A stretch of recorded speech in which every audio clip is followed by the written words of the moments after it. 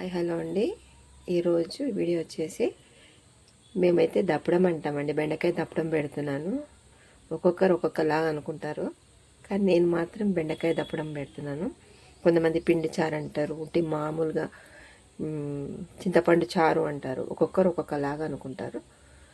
దానికి కావాల్సినవన్నీ ముందే చింతపండు నానబెట్టి పెట్టేసుకున్నాను. టమాటాలు, కొత్తిమీర, కరివేపాకు, ఉల్లిపాయ ముక్కలు ఇలా పెద్దగా కట్ చేసుకున్నానండి. దప్పడంలోకి ఇలా ఉంటేనే బాగుంటాయి. పచ్చిమిర్చి, బెండకాయ ముక్కలు, ఇవి వీటికి కావాల్సిన పదార్థాలు. వెల్లిపాయలు అంతేనండి. ఉప్పు, కారం నార్మల్గా మనం వేసుకునేటివి. ఇది మా అమ్మమ్మ వాళ్ళు, మమ్మీ వాళ్ళు అప్పుడు తినేవాళ్ళంట. ఇప్పుడు ఏంటంటే దీన్ని అందరు మర్చిపోతున్నారు. పిండి చారా, దప్పడమా అనేసి అంటున్నారు. కానీ నేను వీక్లీ వన్స్ ఒకసారి చేస్తానండి, కానీ టేస్ట్ బాగుంటుంది. ఆయిల్ పోసానండి. ఆయిల్ పోసాను, గిన్నె వేడెక్కింది. దీంట్లోకి ఇప్పుడు మనం ముందుగా జీలకర్ర, ఆవాలు,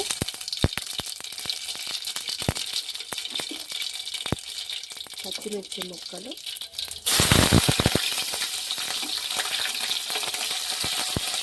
కొద్దిగా కరివేపాకు, ఉల్లిపాయ ముక్కలండి పెద్దగా కట్ చేసుకున్నాను. ఇలా వేసుకుంటేనే టేస్ట్ బాగుంటుంది దప్పడంలోకి.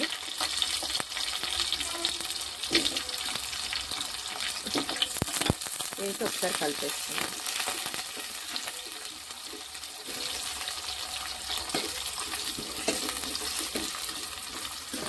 కొంచెం ఉల్లిగడ్డ మగ్గాలండి. మగ్గిన తర్వాత మనం అల్లం వెల్లుల్లి పేస్ట్ యాడ్ చేసుకుందాం. పసుపు, అది కొద్దిగా కస్తూరి మెంతి, కొద్దిగా వెల్లుల్లి రెబ్బలండి. అల్లం వెల్లుల్లి పేస్ట్ కూడా వేసుకున్నాం, వెల్లుల్లి రెబ్బలు కూడా వేసుకున్నాం. వేసుకొని ఒకసారి కలిపేసుకున్నాం. కొంచెం ఉల్లిపాయలు వేగనిద్దామండి. ఉల్లిపాయలు వేగాయండి. కొద్దిగా దీంట్లోకి అల్లం వెల్లుల్లి పేస్ట్, కొద్దిగా పసుపు వేసి ఒకసారి కలిపేసుకుందాం. ఇప్పుడు దీంట్లోకి బెండకాయ ముక్కలు, టమాటా ముక్కలు యాడ్ చేసుకుందాం. ఉల్లిపాయలతో పాటు బెండకాయలు కూడా మగ్గిపోతాయి. బెండకాయ ముక్కలు, బెండకాయలు కూడా పెద్దగానే కోసుకోవాలండి, మరీ చిన్న కోస్తే విరిగిపోతాయి. టమాటా ముక్కలు,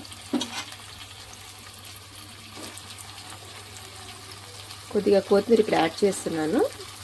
కొంచెం ఇంకా కొద్దిగా తర్వాత యాడ్ చేస్తున్నాను. దింపిన తర్వాత కొద్దిగా పైనుంచి వేస్తాను. ఇప్పుడు దీంట్లోకి కొద్దిగా కారము, పచ్చిమిర్చి యాడ్ చేసాము మనము. కొద్దిగా కారం, చింతపండు పులుసు వేస్తాం కదా, అందుకని ముక్కలకి వేద్దామండి ఉప్పు. తర్వాత చూసుకొని మనం పులుసు అది పోసిన తర్వాత మళ్ళీ ముక్కలు ఉప్పు అవుతాయి.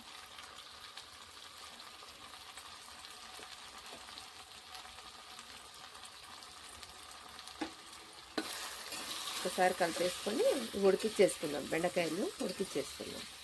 ఉడికిన తర్వాత పులుసు పోసుకుందాం. మనం ముందే పులుసు పోసుకుంటే బెండకాయలు ఉడతాయండి. కొంచెం ఉమ్మగిలిన తర్వాత టమాటా, ఉల్లిపాయ ముక్కలు, బెండకాయ ముక్కలు కొంచెం మగ్గుతాయి. మగ్గిన తర్వాత పులుసు పోసుకుందాం. మగ్గిపోయిందండి మొత్తం, బెండకాయ కూడా ఉడికిపోయింది. ఇప్పుడు దీంట్లో పులుసు యాడ్ చేస్తాం. చూసారా, ఆయిల్ అంతా బయటకు వచ్చేస్తుంది. దీంట్లో పులుసు యాడ్ చేసేస్తాం.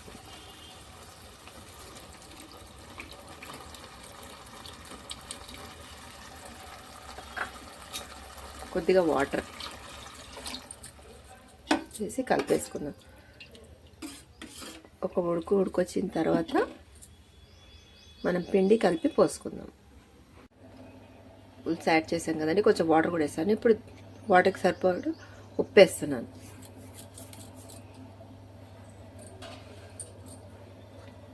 ఇది శనగపిండి అండి. దీన్ని కొంచెం వాటర్ వేసి కలిపేసి కొంచెం లూజుగా జారుడుగా కలుపుకుందాము. అంటే మనం డైరెక్ట్ పిండి వేసేస్తే ముద్దలు కట్టేస్తుంది కదా, దానికోసమని ఇలా కలిపి లిక్విడ్ లాగా చేసుకుంటే, మన దోశ పిండి బ్యాటర్ లాగా చేసుకుంటే బాగుంటుంది. అప్పుడు ఏంటంటే ముద్దలు కట్టకుండా బాగుంటుంది. అందుకే అంటారండి దీన్ని దప్పడం అని, శనగపిండితో చేస్తారు కాబట్టి దప్పడం అంటారు. ఇది మరిగేటప్పుడు మనం వేద్దామండి, ముందు వేయకూడదు, పులుసు మసులుతున్నప్పుడు వేయాలి.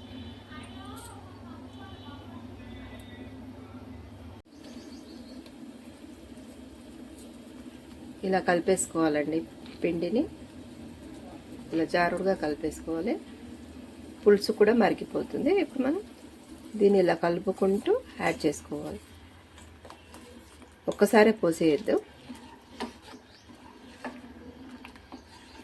అంతేనండి. ఇప్పుడు చూడడానికి లిక్విడ్ లాగా కనబడుతుంది, ఉడికిన తర్వాత గట్టిగా అవుతుంది.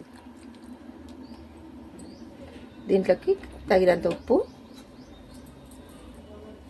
కొద్దిగా మనం ముక్కలకు సరిపడా వేసాం కదా, ఇప్పుడు కొద్దిగా వేద్దాం.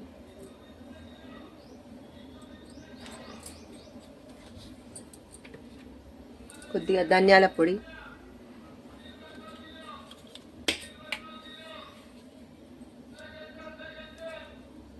మసిలిపోయిందండి, చిక్కబడింది కొద్దిగా. ఇంకా చల్లారితే ఇంకా చిక్కబడుతుంది. అయిపోయిందండి. మనం కొద్దిగా కొత్తిమీర తీసి పెట్టుకున్నాం కదా, అది యాడ్ చేసేద్దాము. అంతేనండి, స్టవ్ ఆఫ్ చేస్తాను. సర్వింగ్ బౌల్లోకి షిఫ్ట్ చేసేస్తున్నాను. సర్వింగ్ బౌల్లోకి షిఫ్ట్ చేశానంటే ఫైనల్ లుక్ ఇలా వచ్చింది. టేస్ట్ బాగుంటుంది. మీరు కూడా ఒకసారి ట్రై చేసి చూడండి.